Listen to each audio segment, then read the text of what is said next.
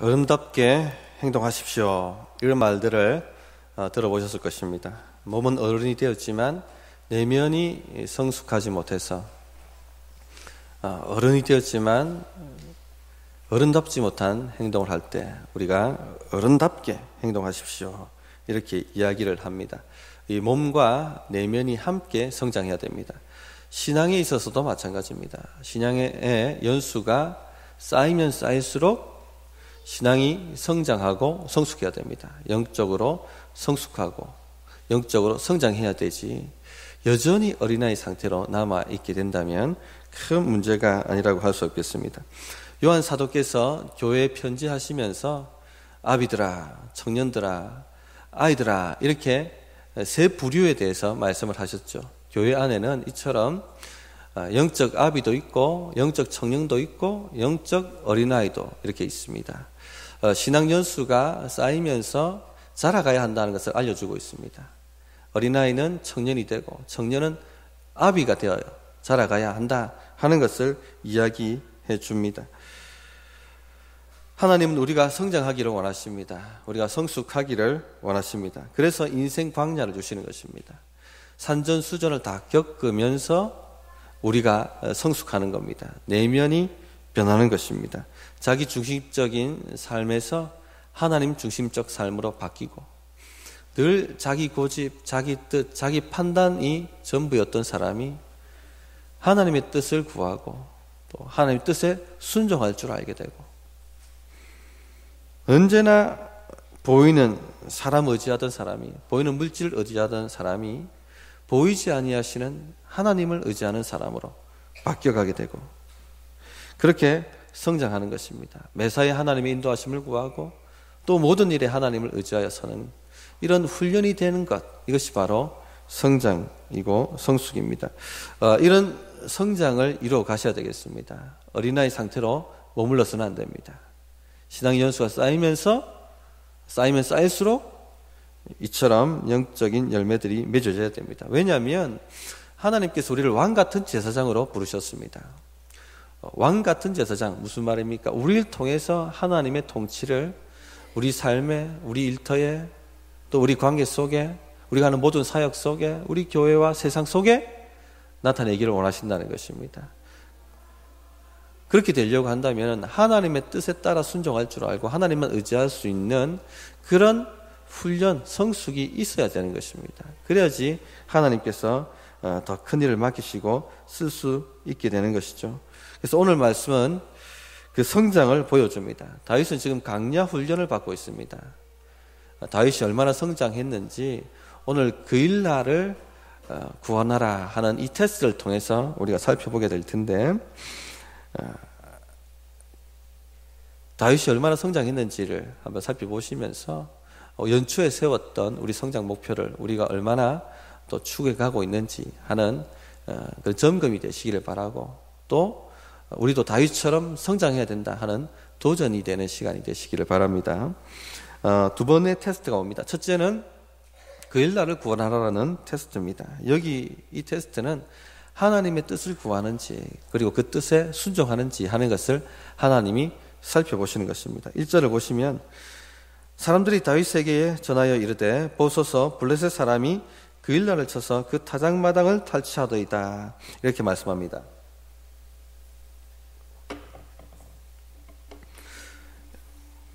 어떤 사람들이 다윗에게 블레셋 사람들이 그 일날을 쳐서 그 타작마당을 탈취했다 이것을 알려주었습니다. 1년 내내 농부는 이 농사를 짓기 위해서 새벽마다 나가고 밤늦게 들어오며 농작물을 살핍니다. 1년 다 농사를 지어서 이제 추수할 때가 되었는데 가을 태풍이 와서 완전히 그 추수한 농작물들을 다 쓸어가 버릴 때 그런 것 한 번씩 뉴스를 통해서 방영해 주지 않습니까? 농부들이 망연자실하고 한탄하며 눈물을 쏟아냅니다. 1년 내내 농사 지었던 것 1년 내내 이제 이 마을이 살아야 될 그 농작물을 추수하려고 할 때에 블레셋이 가만히 보고 있다가 쳐들어와서 다 탈취해 가버렸습니다. 그때 다윗이 이 소식을 전해 듣습니다. 그런데 우리가 주목해 보아야 될 것이 하나 있는데, 이 블레셋이 침공해서 그 모든 농작물을 다 탈취해 가면 이 그일라 사람들은 누구에게 도움을 청해야 됩니까? 정부에다가 도움을 청해야 됩니다. 그죠? 이 그일라가 유대의 변방 지역인데, 그 블레셋과 연결되어 있는 변방 지역의 마을인데, 그 마을이 침공을 당했다면 당연히 정부에다 군대를 요청하고 우리를 건지라고 얘기해야만 합니다. 당시 정부가 누굽니까? 사울입니다. 사울 왕국입니다. 그럼 사울의 군대가 와서 던져줘야 되는데, 지금 그일라 사람들이 누구에게 도움을 청하고 있습니까? 다윗입니다. 다윗도 지금 사울에게 쫓겨서 비난하는 처지인데, 이 다윗에게 와서 우리를 도와달라고, 우리를 건져달라고 요청을 하고 있습니다. 이런 경우 굉장히 의미심장하죠. 뭔가 우연히 일어나지 않았다 하는 것을 알 수가 있습니다. 세상에 우연은 없습니다. 다윗은 내 책임 아닙니다. 저도 피하는 존재인데 내가 누구를 돕습니까? 하고 거절할 수 있었습니다.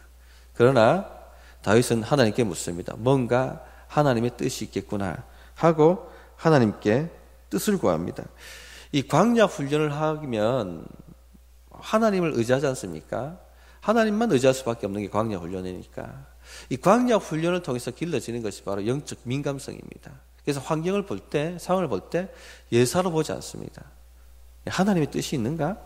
하고 하나님께 묻습니다. 2절 보시면, 이에 다윗이 여호와께 묻자와 이르되 내가 가서 이 블레셋 사람들을 치리이까? 여호와께서 다윗에게 이르시되 가서 블레셋 사람들을 치고 그일라를 구원하라 하시니.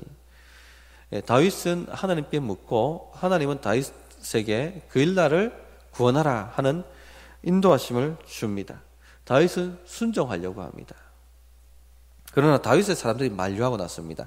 3절을 보시면 다윗의 사람들이 그에게 이르되 보소서 우리가 유다에 있기도 두렵거든 하물며 그일라에 가서 블레셋 사람들의 군대를 치는 일이리까. 우리가 사울을 피해 다니는 것도 어려운 일인데 지금 남의 사정 생각할 때가 되었습니까? 이치에 합당한 말이죠. 이 다윗 사람들의 말은 이치에 맞는 말입니다. 지금 다윗도 쫓기는 존재인데 누가 누구를 돕습니까? 우리 먹고 살기도 바쁜데 누구를 돕습니까? 그런데 여기 중요한 것이 있습니다. 성장한 모습을 보여주는 게 있습니다. 다윗은 환경과 상황과 형편에 자신을 맞추지 않습니다. 환경과 상황과 형편이 하나님이 아니란 얘기입니다.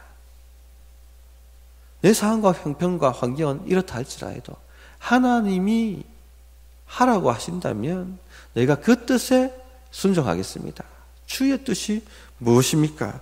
하고 물었다는 것입니다. 이것이 성장입니다. 이것이 바로 우리가 훈련되어야 될 부분입니다. 그래서 4절, 5절을 보시면 다시 묻죠. 하나님께. 다윗이 여호와께 다시 묻자온데 여호와께서 대답하여 이르시되 일어나 그일라로 내려가라. 내가 블레셋 사람들을 내 손에 넘기리라 하신지라. 다윗과 그의 사람들이 그일라로 가서 블레셋 사람들과 싸워 그들을 크게 쳐서 죽이고 그들의 가축을 끌어오니라. 다윗이 이와 같이 그일라 주민을 구원하니라. 이게 다윗이 성장한 모습입니다. 우리가 앞장에서 잘 살펴봤지만 다윗이 성장하기 전에는요, 이 사람한테 도움을 구하려고 가고 저 사람 찾아다니고 또 이곳에 도움이 있을까 이곳 찾아다니고 저곳 찾아다닌다고 세월 낭비했습니다. 심지어는 누구한테까지 갑니까? 블레셋 가드 왕 아기스에게까지 가서 도움을 청하지 않습니까? 그러나 죽다 살아났습니다.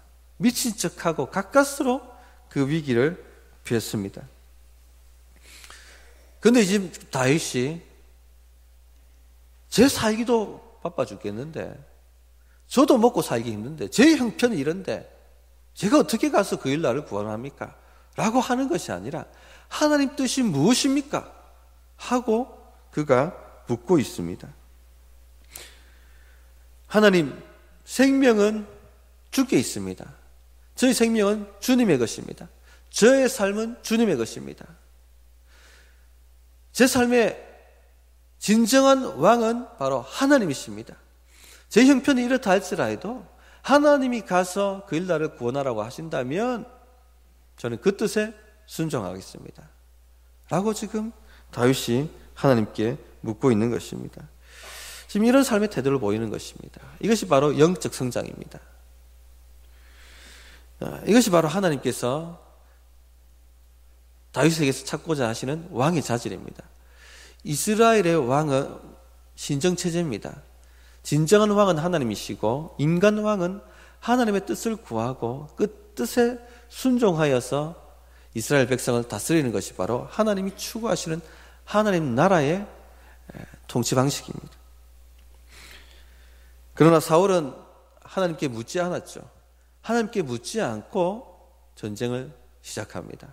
또 하나님께 묻지 않고 자기가 원하는 대로 제사를 드립니다. 또 하나님께 묻지 않고 탈취물들을 취합니다. 그래서 세우려고 했던 것이 어떤 왕국입니까? 사울의 왕국이었습니다. 하나님의 왕국이 아니라 사울 왕국을 세우고 싶었습니다. 사탄이 자신의 왕국을 세우고 싶어서 하나님을 거역했던 것처럼 사울도 동일하게 자신의 왕국을 세우고 싶어서 하나님을 거역한 것입니다. 이것이 바로 사울의 실패였죠. 그러나 하나님께서 다윗을 광야 훈련시키시면서 다윗을 어떻게 성숙시켜 가십니까? 다윗은 하나님께 묻고 하나님의 뜻이면 순종하겠다는 이 자질로 세워져 가고 있는 것입니다. 하나님 왕국을 세울 만한 자질이 된 것이죠. 이 광야 훈련을 통해서 우리에게 일어나는 성장이 바로 이런 성장입니다. 광야는 인간적 도움을 기대할 수 없는 곳입니다. 오직 하나님께만 매달릴 수밖에 없는 환경이 바로 광야입니다. 숲도 있고 굴도 있지만 진정한 피난처가 아니죠. 오직 하나님만이 진정한 피난처가 되실 수밖에 없는 곳이 광야입니다. 이 성지순례 갔다 오신 목사님들 그런 얘기를 합니다. 정말 광야를 보면 하나님밖에 의지할 수밖에 없게 되게 훈련될 수밖에 없는 곳이 바로 광야다. 이렇게 말씀들을 하세요. 손에 잡히는 것도 없고 눈에 뵈는 것도 없고 어디 가서 오늘 먹을 양식을 얻어야 될지 어디 가서 도움을 구해야 될지 전혀 보이지도 않고 잡히지 않는 것이 바로 광야입니다. 하나님만 의지해서 살 수밖에 없는 곳이 바로 광야입니다. 그래서 모세도 광야에서 40년 훈련을 받았죠. 예수님도 공생애 사역하기 전에 40일 동안 광야에서 훈련을 받으셨습니다. 신약 시대 최고의 사도였던 사도 바울도 3년 동안 아라비아 광야에서 훈련을 받아야만 했습니다. 이 다윗도 이 광야에서 훈련을 받고 있는 것입니다. 그래서 그의 시편을 보면요, 이 훈련을 받고 난 다음에 그의 시편을 그가 많이 지었지 않습니까? 훈련을 받고 난 다음 시편에 뭐라고 기록되어 있냐면 물질이 많은 자에게 피하는 자는 복이 있나니 권세 가진 자에게 피하는 자는 복이 있나니 라고 말하지 않습니다. 뭐라고 얘기합니까? 여호와께 피하는 자는 복이 있나니. 가슴 깊은 곳에서 진한 이 고백이 나오는 겁니다. 이것은 그냥 툭 던진 고백이 아니라 광야 10년 동안 훈련 받으면서 그가 깊이 체험한 진리가 그 속에서 고백되어 나오는 것입니다. 돈 많은 자도 소용없고 권세 있는 자도 한번 내가 기대어봤고 어떤 것도 도움이 되지 않더라. 오직 하나님만이 여호와만이 나의 피난처가 되신다. 이 고백을 한 것입니다. 우리 성도님들 이 고백이 나와야 되는 겁니다. 성경의 불변의 진리는 손에 잡히는 것, 눈에 보이는 것 의지하는 사람들은 분명히 그것과 함께 망한다는 것입니다. 손에 잡히는 사람 의지하고 손에 잡히는 물질 의지하면 그것과 함께 무너지게 되어 있습니다. 그것을 의지하는 순간 이미 진흙탕에 발을 들여놓게 된 것입니다. 무너지는 것입니다. 우리가 무장되어야 될 영성이 광야의 영성입니다. 오직 여호와 외에는 피난처가 없습니다. 하나님만이 나의 반석이고 하나님만이 나의 요새시며 하나님만이 나의 도움이십니다. 이 고백이 나와야 되는 겁니다. 씨름을 하셔야 되는 거예요. 일꾼이 온실 속에서 그냥 길러지는 것이 아닙니다. 하나님께서 큰일 맡길 하나님의 군사들이 하나님이 큰일을 감당하게 할 교회가 그냥 온실 속에서 키워지는 것이 아닙니다. 광야에서 키워지는 것입니다. 오직 하나님 외에는 의지할 것이 없는 상황 속에서 산전수전 겪으면서 그래 하나님 매달리고 하나님이 응답하시고 하나님 의지해 봤더니 길이 열리고 그것들을 수도 없이 경험하며 오직 하나님 외에는 피난처가 없습니다 라는 이 고백이 몸에 익어져 갈 때 그렇게 훈련되어 가는 것입니다. 이런 신앙이 어느 정도 훈련되신 분들은요, 자기 고집대로 자기 판단대로 하려고 하지 않습니다. 하나님의 뜻을 구하고 묻게 되어 있습니다. 하나님 아버지, 지금 상황이 이런데 어떻게 하는 것이 좋겠습니까? 주의 뜻이 무엇입니까? 하고 묻게 되어 있습니다. 에베소서 6장 18절에 보면 모든 기도와 간구를 하되 항상 성령 안에서 기도하고 이를 위하여 깨어 구하기를 항상 힘쓰며 여러 성도를 위하여 구하라 이렇게 말씀하시죠. 항상 성령 안에서 기도하고 항상 기도를 힘쓰며 묻는 겁니다. 이 광야 훈련을 통해서 기도가 훈련되셔야 되는 겁니다. 항상 주님 앞에 물으셔야 됩니다. 성령 안에서. 이 말이 항상 묻는다는 겁니다. 주의 뜻이 무엇입니까? 항상 기도에 힘쓰며 오직 주님만 의지한다는 겁니다. 이것이 훈련되는 것이 성공 비결입니다. 이사야서에 보면 우리는 다 양과 같아서 각기 제 길로 갔거니 이게 인간 본성이거든요. 제 고집대로 제 판단대로 각기 제 길을 갑니다. 그래서 길을 잃어버립니다. 구덩이에도 빠지기도 하고 이리한테 물려가기도 하고 이게 인간의 본성이 이게 죄악된 인간 본성입니다. 자기 고집대로 살려고 하는. 그렇게 살면 안 됩니다. 그게 망하는 지름길입니다. 하나님께서 우리를 왕 같은 제사장으로 불러주셨습니다. 왕의 자질을 갖추셔야 되는 거예요. 하나님께 매사에 묻고 하나님께 매사에 의지하고 매달리고 주의 뜻이라면 내 형편과 상황과 상관없이 내가 순종하는 그렇게 될 때 하나님께서 우리를 불러주신 대로 왕처럼 우리를 사용해 주시는 겁니다. 하나님의 통치가 우리를 통해서 우리 일터와 우리 가정과 우리 교회와 우리 세상 속으로 흘러가는 것입니다. 물질도 우리를 통해서 흘러가는 것이고 생명도 우리를 통해서 흘러가는 것이고 지혜와 총명도 우리를 통해 흘러가는 것이고 능력도 우리를 통해서 흘러가게 되는 것입니다. 우리가 이렇게 훈련되어 가야 하겠습니다. 성장이 우리 성도님들에게 일어나야 하겠습니다. 두 번째 테스트가 옵니다. 그일라 사람들을 의지할 것인가? 아니면 하나님만 의지할 것인가? 영적 어린아이는요, 사람 의지합니다. 사람한테 기대입니다. 그래서 실망하고 낙심하고 좌절하고 자빠집니다. 그러다가 또 좋은 사람 생기면 또 그 사람 의지합니다. 그러다 또 실망하고 좌절하고 낙심하고 자빠집니다. 우리 성도님들, 저도 의지하지 마십시오. 저도 인간이고 호흡이 지나지 않습니다. 하나님을 의지하는 사람으로 자라가셔야 됩니다.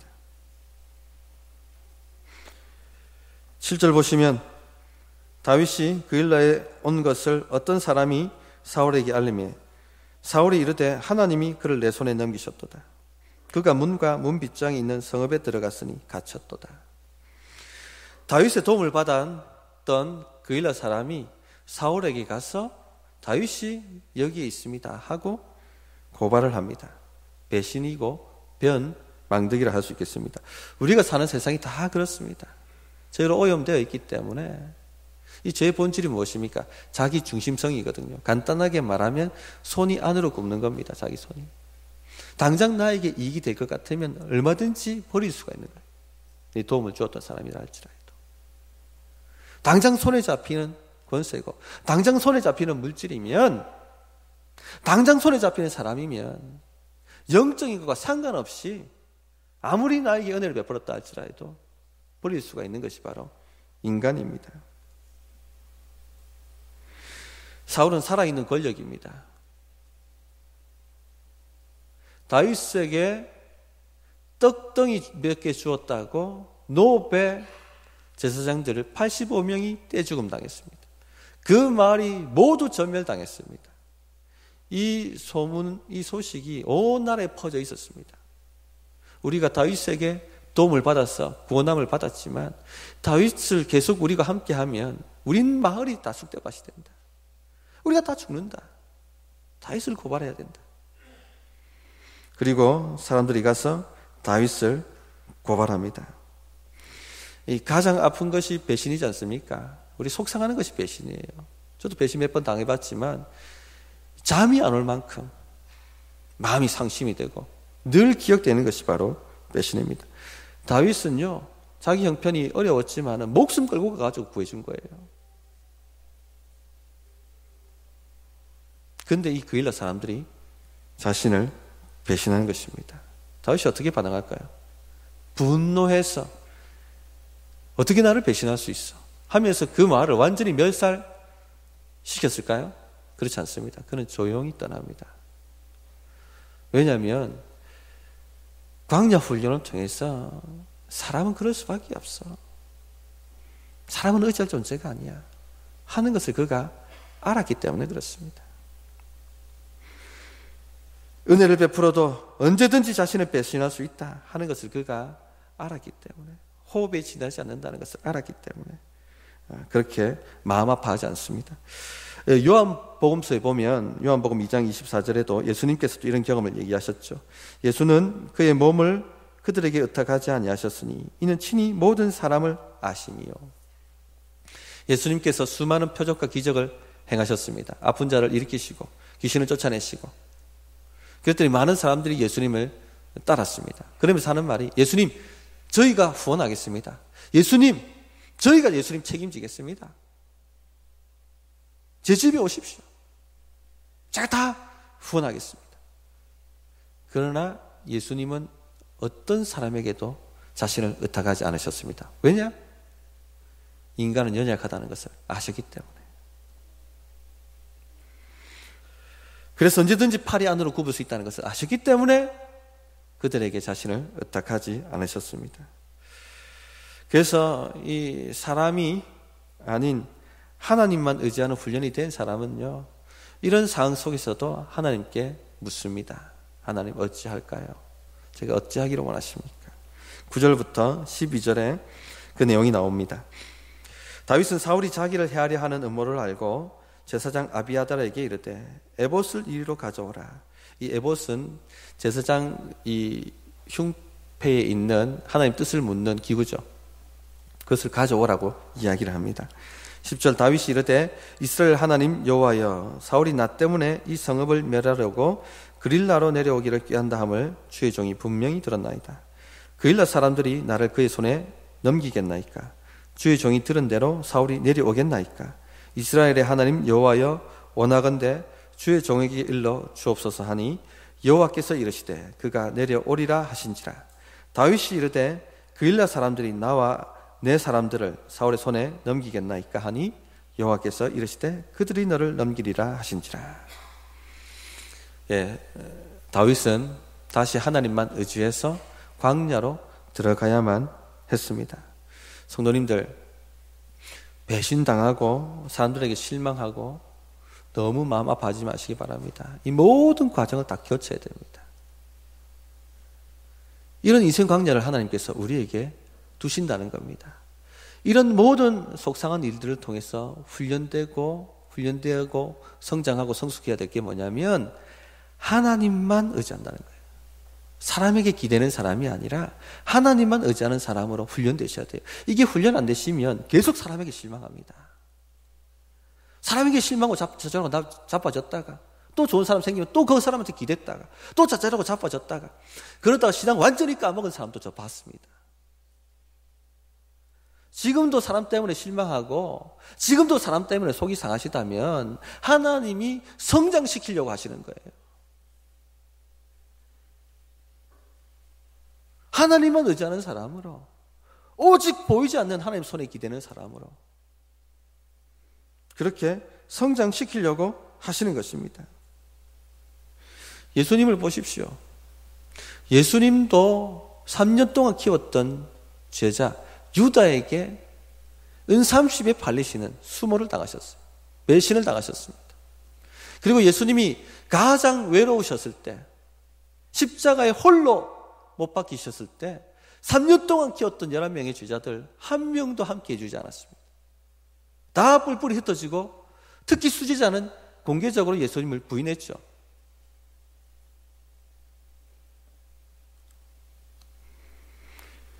이 모든 것을 주님이 아셨었지만 그 제자들을 사랑하셨습니다. 다윗도 조용히 물러나는 것입니다. 그들의 연약함을 알기 때문에. 자신은 그들에게 자신을 의탁할 마음이 없기 때문에, 오직 하나님께 의탁해야 된다는 것을 알기 때문에. 이처럼 그일라의 배신과 다윗의 성장을 대조하고 있습니다. 대조시키고 있습니다. 왜 그렇게 하냐면 다윗도 그일라 사람들과 같은 사람이었어요. 보이는 손에 기대려고 하고, 보이는 권세에 기대려고 하고, 이 사람 쫓아다니고 저 사람 쫓아다니고, 이게 여기서 도움 구할까 저기서 도움 구할까. 그랬던 다윗이 이제는 사람을 의지하지 않고 하나님을 의지하는 사람으로 성장했다는 것을 보여줍니다. 사람들은 당장 눈에 보이는 권세에 기대고, 당장 눈에 보이는 사람에게 기대고, 당장 눈에 보이는 물질에 기대입니다. 그러나 성장한 사람은요, 보이지 않는 하나님의 손에 기대는 사람입니다. 우리가 이렇게 성장해 가야 하겠습니다. 중요한 진리가 하나 있는데, 하나님께 기대는 사람은요, 하나님이 지키시고 보호하시고 책임지십니다. 14절을 한번 같이 읽겠습니다. 14절을 시작.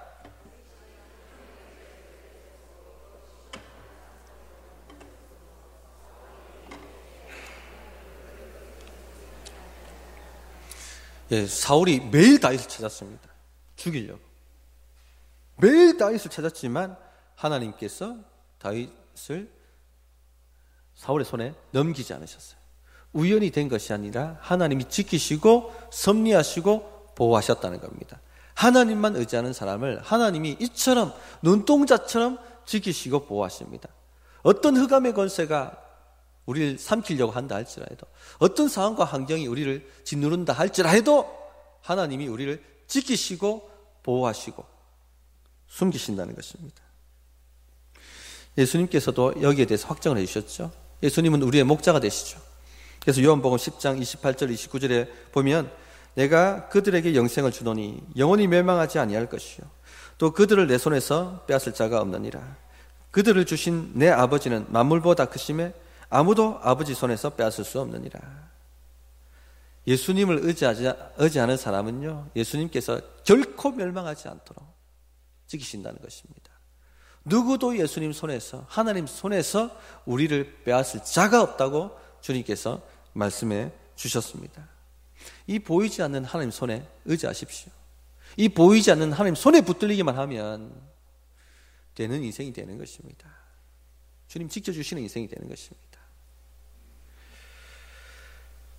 마무리를 하도록 하겠습니다. 히브리서 5장 12절에 보면, 때가 오래되었으므로 너희가 마땅히 선생이 되었을 터인데 너희가 다시 하나님의 말씀의 초보에 대하여 누구에게 가르침을 받아야 할 처지가 되었다. 이렇게 사도 바울께서 한탄하셨습니다. 때가 오래되었으므로, 신앙 연수가 쌓였으므로 마땅히 너희가 선생이 되어야 될 텐데, 마땅히 영적 아비가 되어서 다른 사람에게 신앙을 전수하고 연약한 자들을 붙들어 줘야 될 그런 단계가 되어야 될 텐데, 말씀의 초보를 배워야 될, 다시 배워야 될 처지에 너희가 놓였구나 하고 한탄하신 것입니다. 우리 성도님들 성장하셔야 됩니다. 성숙하셔야 됩니다. 올 한 해 플러스 원 하자고, 한 단계 더 한번 우리가 성장해보자고 그런 말씀을 전하고 함께 결단하고 기도했던 것 기억하십니까? 이제 선선한 가을 바람이 불고 곧 있으면 이제 12월 달입니다. 세월이 빨리 갑니다. 남은 기간 동안 성장해야 될 목표들 다시 한번 점검해 보시고 마음을 일으키셔서 도전합니다. 다시 주님 앞에 서도록 힘을 한번 내보시기 바랍니다. 그래서 자기 중심적인 삶에서 벗어나서 하나님 중심적 삶으로 가시고, 자기 뜻, 자기 판단 고집받은 것에서 하나님 어떻게 해야 됩니까? 그런 뜻을 묻는 신앙인으로 성장하시고, 사람 기대고 보이는 물질 기대고 보이는 권세에 기댔던 그 신앙에서 보이지 않는 하나님 손에 기대는 신앙으로 한번 성장해 가보자는 것입니다. 그래서 주님께서 마음껏 우리를 들어 사용하실 수 있는 그런 성도, 그런 교회 되기를 사모합니다. 어떻게 결단해야 될지 1분간 기도하도록 하겠습니다.